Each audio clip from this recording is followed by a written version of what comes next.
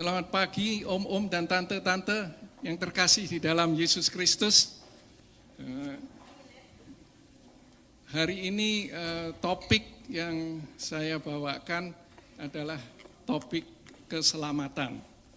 Kenapa topik keselamatan? Karena mungkin kita sering dengar tentang keselamatan, tapi dalam pembicaraan dengan di grup atau dengan teman-teman masih sering ada yang pertanyaan-pertanyaan, dan saya harap dengan penjelasan pagi hari ini bisa lebih jelas lagi.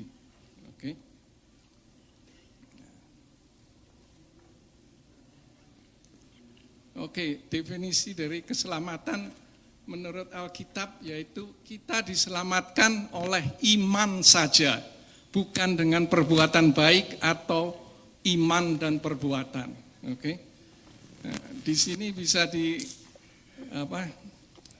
dilihat bahwa perbuatan kita itu tidak mendapat bagian sama sekali di dalam proses keselamatan. Jadi seringkali keselamatan untuk kekristenan atau menurut Alkitab kok gampang ya, iman saja. Kalau kita lihat agama-agama yang lain itu harus sembahyang berapa kali satu hari, atau harus mempersembahkan ini, mempersembahkan itu, atau harus pergi ke tempat tertentu baru bisa selamat. Tapi di dalam iman kekristenan itu untuk bisa selamat, untuk bisa masuk surga, itu hanya diperlukan iman saja. Makanya di situ namanya sola fide. Oke. Nah, pasti tanya di mana ayat Alkitabnya. Nah, di sini di Efesus 2 ayat 8 dan 9 disebutkan, sebab karena kasih karunia kamu diselamatkan oleh iman. Itu bukan hasil usahamu, tetapi pemberian Allah. Itu bukan hasil pekerjaanmu, jangan ada orang yang membegahkan diri. Nah, di sini 2 kali ditekankan, bukan hasil usahamu, bukan hasil pekerjaanmu. Jadi jelas ya, jadi perbuatan kita itu tidak mendapat bagian di dalam keselamatan. Hanya iman saja. Oke. Itu yang penting. The next, contohnya yaitu di Lukas 23 ayat 42 dan 43. Kita tahu cerita yang sering kita dengar, yaitu cerita penyaliban, bahwa Yesus disalibkan dengan 2 orang penjahat di sebelah kiri dan di sebelah kanan. Nah, penjahat yang satu itu yang berkata kepada Yesus, Yesus, ingat akan aku apabila engkau datang sebagai raja. Oke. Nah, apa jawab Yesus? Yesus berkata kepadanya, aku berkata kepadamu sesungguhnya hari ini juga engkau akan bersama-sama dengan aku di dalam Firdaus. Oke. Ingat ceritanya, seringkali kita dengar. Nah, hari ini juga Yesus itu disalibkan jam 3 sore, oke. Nah, pergantian hari untuk orang Yahudi itu jam 6 sore. Jadi dari jam 3 sebelum jam 6 sore penjahat ini sudah ada di Taman Firdaus bersama dengan Yesus. Oke, karena Yesus bilang hari ini juga engkau akan bersama-sama dengan aku di dalam Firdaus. Nah, apakah penjahat ini pernah dibaptis? Enggak. Apakah penjahat ini punya kesempatan masuk ke gereja? Juga tidak.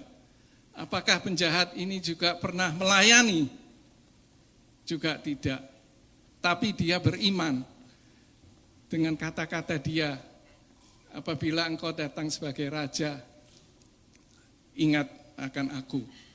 Nah, jadi penjahat ini hanya dengan iman dia masuk surga bersama-sama Yesus hari itu juga. Oke.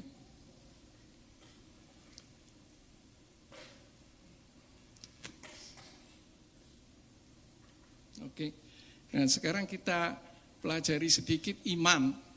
Iman menurut Roma 10 ayat 17, iman itu timbul dari pendengaran oleh firman Kristus. Oke. Nah, apa itu firman Kristus? Firman Kristus itu adalah orang harus percaya apa yang dikatakan Alkitab tentang Kristus. Karena di atas dibilang pendengaran oleh firman Kristus. Jadi apa yang Alkitab katakan tentang firman Kristus? Firman Kristus yaitu satu, Yesus adalah sungguh-sungguh Allah dan sungguh-sungguh manusia. Jadi terus kedua, Yesus mati di salib untuk menebus dosa-dosa manusia.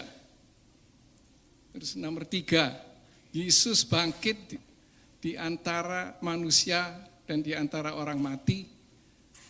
Yesus naik ke surga dan akan kembali sebagai hakim. Dan yang nomor 5, Yesus adalah satu-satunya jalan ke surga. Jadi firman Kristus itu adalah kelima ini. Jadi kita harus percaya kepada dari 1 sampai ke 5. Oke. Nah, kalau kita lihat kembali ke penjahat itu, mana penjahat itu? Ya. Penjahat itu perkataan dia ini sangat penting. Yesus, ingatlah aku apabila engkau datang sebagai raja. Nah, kita lihat di sini, apakah dia percaya Yesus adalah sungguh-sungguh Allah dan sungguh-sungguh manusia? Yes, karena dia bilang, ingatlah aku kalau engkau kembali sebagai raja. Jadi berarti dia percaya bahwa Yesus itu akan bangkit dan kembali. Sungguh-sungguh manusia, dia ada di sebelahnya penjahat itu sebagai manusia. Yesus mati di salib dan menebus dosa manusia. Yes, dia juga percaya karena dia bakalnya mati di kayu salib bersama-sama dengan penjahat itu. Nah, Yesus bangkit di antara manusia. Yes, karena dia bilang, kamu ingat saya kalau kamu kembali sebagai raja. Yesus naik ke surga. Yes, dan Yesus satu-satunya jalan. Yes, karena dia percaya sama Yesus. Jadi kata-kata penjahat itu mencakup semua aspek ini dari 1 sampai ke 5. Penjahat itu mungkin di dalam Alkitab tidak dibilang, tapi selama dia di penjara atau dihukum itu dia pasti pernah mendengar tentang Allah atau tentang Yesus, karena topik atau news pada saat itu yaitu tentang Yesus. Jadi bagaimanapun juga dia pernah orang ngomong tentang Yesus yang menyembuhkan orang mengenang Yesus yang menganggap sebagai anak Allah, orang-orang ngomong sebagai Yesus sebagai raja Yahudi. Jadi dia itu pasti pernah mendengar tentang berita-berita ini semua, makanya dia bisa beriman pada waktu dia disalib. Oke. Next. Oke, so sekarang iman yang benar itu harus mencakup apa? Nomor 1, pikiran, otak secara intelektual. Jadi orang orangnya harus mempunyai pengetahuan dan pengertian yang benar tentang dasar-dasar kekristenan. Oke. Maksudnya gini, kalau kita dengar Alkitab bahasa Rusia misalnya, kita pasti nggak ngerti. Atau kita ngomong dalam khotbahnya dalam bahasa Rusia, pasti orang-orang nggak ngerti. Jadi iman tidak bisa timbul kalau kita nggak ngerti.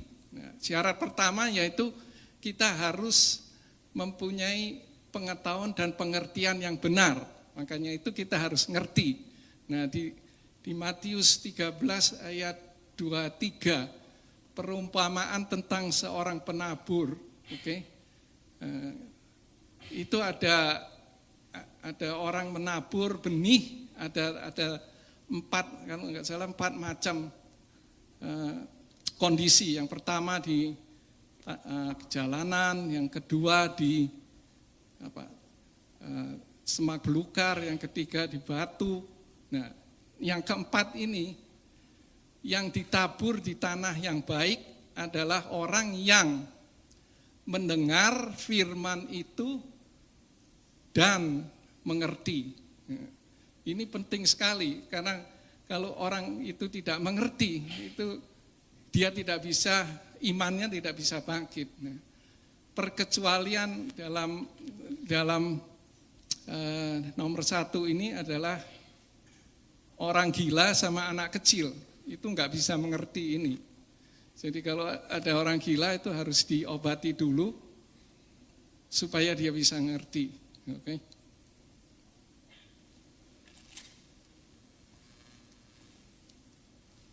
Yang nomor 2, iman harus mencakup emosi dan perasaan. Tidak cukup hanya mengerti secara dan percaya secara intelektual, tetapi perasaannya harus terlibat. Dalam hal ini kita misalnya harus merasa sedih karena dosa-dosa kita menyakiti hati Tuhan, atau merasa gembira karena merasakan kasih Tuhan, yakin atas penebusan Kristus. Yang nomor 4, merasa sukacita karena penebusan Kristus. Jadi selain mengerti, aspek yang kedua yaitu perasaan kita, emosi itu harus terlibat. Nah, yang ketiga yaitu mencakup kemauan dan kehendak. Sekalipun pikiran dan percaya dan perasaan sudah terlibat, tapi kalau kehendak kita tidak terlibat, dalam arti kata kita tidak mau ikut Kristus, maka itu tidak ada gunanya, tidak jadi. Contohnya orang muda yang kaya. Orang muda yang kaya ini tanya kepada Yesus, apa yang aku harus kerjakan supaya aku mendapat kehidupan kekal? Nah, dia bilang sama Yesus, saya sudah melakukan seluruh hukum Taurat. Saya tidak membunuh, saya tidak mencuri, saya menghormati orang tua, saya tidak berzina, bla bla bla bla. Terus Yesus bilang, jualah hartamu, ikutlah aku. Nah, orang muda ini mengerti bahwa Yesus itu satu-satunya jalan. Nah, tapi karena hartanya banyak, dia nggak mau ikut Yesus. Kehendaknya di sini dia karena kehendaknya ini terlibat, tidak mau, maka dia itu sedih. Jadi perasaannya itu dia terlibat. Karena dia sedih, berarti dia tahu itu adalah satu-satunya jalan kebenaran, tapi dia nggak mau ikut, jadi dia sedih. Oke, nah contoh yang kedua yaitu perumpamaan anak yang hilang. Nah, kita tahu juga ceritanya perumpamaan anak yang hilang, yaitu ada anak sulung dan bungsu minta warisan sama bapaknya, dikasih warisan, dia jual warisannya, terus dia foya-foya. Nah, setelah dia jatuh miskin, nah di sini di ayat 17 di sini dibilang dia menyadari keadaannya. Jadi dia dengan otak intelektual, pikiran intelektual, dia sadar bahwa keadaannya itu bahwa dia mau minta kelaparan, dia mau minta makan, nggak bisa makan, even makanannya babi pun dia tidak dikasih, kan? Dia sadar. Yang ayat 18, aku berdosa terhadap Bapak, terhadap sorga dan Bapak. Nah di sini emosi dia itu terlibat, dia menyesal, dia bertobat. Nah terus yang ayat ke-20, maka bangkitlah dia dan pergi kepada Bapa. Jadi ini adalah kemauan, tekad bulatnya dia bangkit, dia balik pulang ke rumah bapaknya, regardless, biarpun dia dianggap sebagai slave, dia pun nggak apa-apa kemauannya. Okay? Nah, di dalam realitas itu kita seringkali juga menemui orang-orang yang dia ngerti tentang Yesus, sadar bahwa Yesus mengasihi, tapi dalam kehendak, dalam yang nomor 3 kehendaknya seringkali itu kandas. Maksudnya gini, misalnya ada orang yang bisnis, dia percaya Yesus, dia tahu Yesus satu-satunya jalan, tapi begitu diminta, mau enggak terima Yesus sebagai Tuhan Juru Selamat, dia mikir, kalau saya terima Yesus, bagaimana dengan bisnis partner saya? Bisnis partner saya misalnya nggak suka Kristen gitu, jadi nanti bisnisnya nggak jadi, atau saya nggak bisa melakukan hal-hal ini itu yang sekarang saya lakukan karena saya ikut Kristus. Nah, di sini kehendaknya itu yang menjadi halangan seringkali untuk orang-orang ikut Kristus. Atau contohnya yang anak-anak sekolah yang dikirim ke luar negeri, atau anak-anak sekolah ya, anak-anak yang orang tuanya bilang, kamu boleh ikut ke gereja, kamu boleh ke gereja, tapi jangan sampai kamu dibaptis. Nah itu seringkali itu juga bisa menjadi hambatan buat orang-orang yang mau ikut Kristus.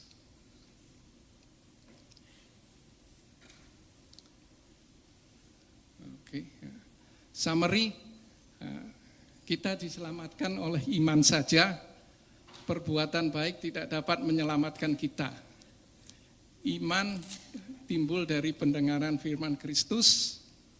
Terus yang nomor 3, iman yang benar yaitu mencakup pengertian intelektual, perasaan, dan kehendak. Tadi saya sudah bilang, misalnya penjahat itu dia bisa selamat, dia bisa masuk surga, biarpun dia tidak dibaptis. Bukan berarti bahwa baptisan itu tidak perlu. Baptisan itu adalah salah satu ekspresi dari kita bahwa kita ini menerima Tuhan sebagai Yesus sebagai Tuhan dan Juru Selamat. Kalau ada kesempatan dibaptis, ya dibaptis, tapi bukan syarat mutlak untuk keselamatan. Itu aja yang saya mau tekankan supaya tidak ada misunderstanding. Terima kasih, Tuhan berkati.